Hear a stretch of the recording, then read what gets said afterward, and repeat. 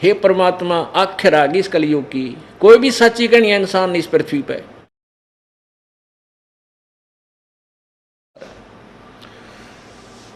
तो उन गुरुओं को जैसे ये दास सन दो, वैसे तो अंडरग्राउंड तो सन 1994 से चल रहा था इनके जड़ निकालन में। इनका जो भेद था 1994 से ही दास बता रहा था, ये साधना ठीक नहीं बता रही। लेकिन सन 1999 में क्रोथा के अंदर आश्रम बनाया भक्तों ने। इस दास ने वहाँ परमात्मा का प्रचार शुरू किया। 2003 में, सन 2003 में ये ज्ञान एक इंटरनेशनल चैनल, आस्था चैनल है, उस पर फरवरी में प्रारंभ हुआ। ये 6-7 महीने चला। उसके दौरान इनके शिष्यों ने जब वो साधना चैनल पर देखा, इनकी पोल खुल गई सारे संतों और पंथों की, इन्होंने हाहुल्ला मचा के और वो हमारा प्रोग्राम बंद करवा दिया।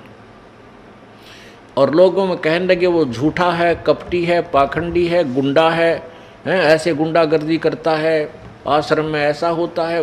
उनका उद्देश्य ये था कि इस रामपाल को इतना बदनाम कर दें कि लोग इसके नाम से भी नफरत करें और कोई भी शिष्य वहाँ व्यक्ति ना जावे, कहीं तुम्हारे इस अज्ञान की पोल जनता तक ना खुल जावे। उस उद्देश्य से लेकर के इन्होंने इस दास का विरोध शुरू किया। अब वो मुझे बदनाम करने में तो सफल हो गए, लेकिन सत्य को मिटा नहीं सकते।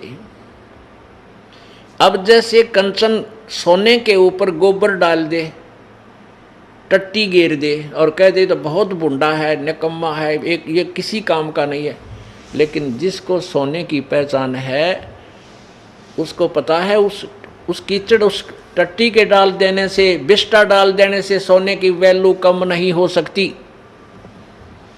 जय कंचन बिस्टा पड़े घटे नेता का मोल।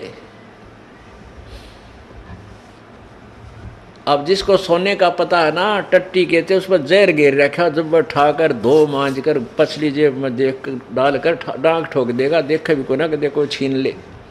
तो ऐसे ही इस दास से जो परिचित हो चुकी है पुण्यात्मा, एक भी टस से मस नहीं हुई इतनी बकवाद सुनकर। नहीं तो घर के भी मुंह फेर ले, घर वाले भी मुंह फेरने, इतनी बूढ़ी बकवाद। और समाचार पत्रों में, मीडिया में, हे भगवान, हे परमात्मा आखिर आ गई इस कलयुग की, कोई भी सच्ची कहीं इंसान नहीं इस पृथ्वी पर, केवल मेरे भक्तों के अतिरिक्त जिन्होंने जो मुझे पहचान चुके हैं। इसलिए यही कारण है कि जो मीडिया को ज्ञान हम एक नंबर का अच्छी आत्मा मानता था ये दास, नो क्या करते भाई ये बात के समाचार पत्रों में आ गई है तो सही पावेगी, सच्ची होगी। अब हमें पता लग गया है कि समाचार पत्र सच्ची लिखना जानते ही नहीं। हाँ, उनकी लिख सकते हैं जिनका दबाव है इनके ऊपर, राजनेताओं की या पैसे के पुजारी हैं ये लोग, जहाँ इनके अच्छे पेपर बिकते सके बिक जाए, उनका कुछ भी लिख सकते हैं। तो पुण्यात्माओं, ये भगवान से बड़े नहीं है, ना राजा है ना कोई अन्य व्यक्ति है जो वैसे काज कितना ही अपना मुंह फुलाए फिरा रहे। समय आने पर देखना इनकी क्या दुर्गति होगी। आने वाला वो समय दूर नहीं है।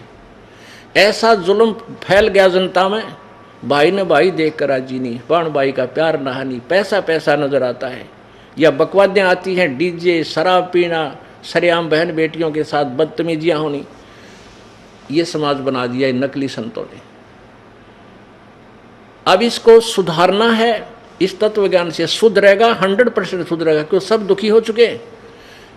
अब एक से एक बढ़िया टेलीविजन बना लिए, दिन रात गाने, फैक्स, ये क्या बोलना FM के, और टेलीविजन, इसमें मोबाइल छोटा सा, इसमें पूरी फिल्म 3-3, 4-4, 10-10 घंटे की बकवाद भर के, और सब देख देख कर छक लिए।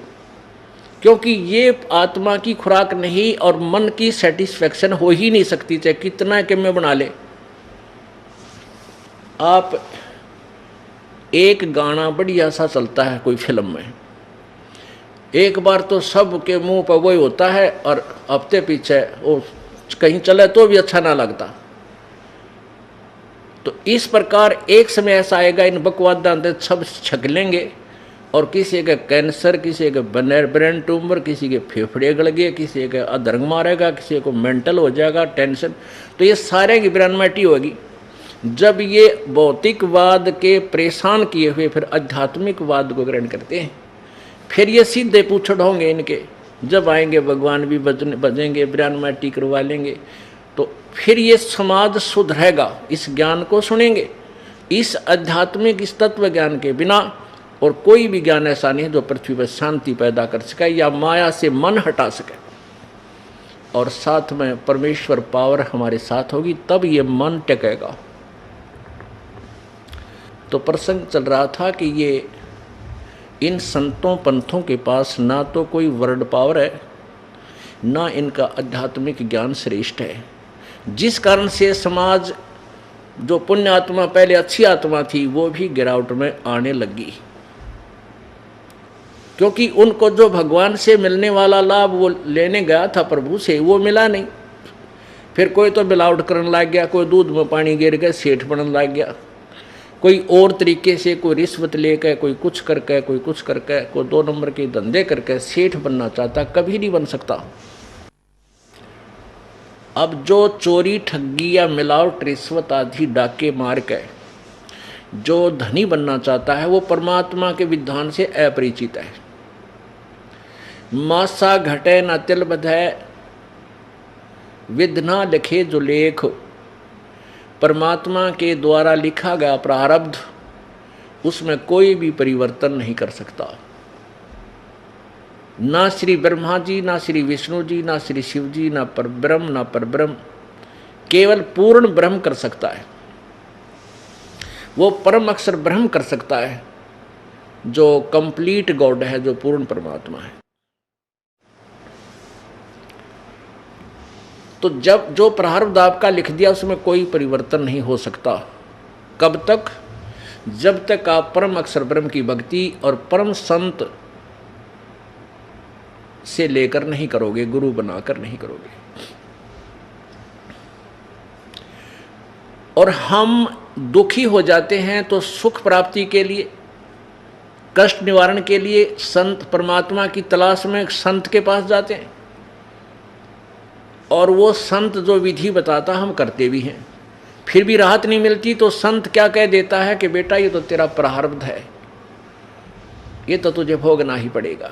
जब उसके सारे जंतर मंत्र फेल हो जाते हैं, फिर वो इन शब्दों पर आ जाता है और कहता है, देख भाई, भगवान श्री राम ने बाली को मारा था, सुग्रीव के भाई को। त्रेता युग में विष्णु अवतार थे श्री रामचंद्र जी, और द्वापर युग में उसने फिर श्री कृष्ण रूप में आकर के श्री विष्णु जी ने वो बदला देना पड़ा, अपने प्रारब्ध का क्रम भोगना पड़ा, और एक पारधी ने भगवान श्री कृष्ण के पैर में तीर मारकर उनकी हत्या की, बदला दिया।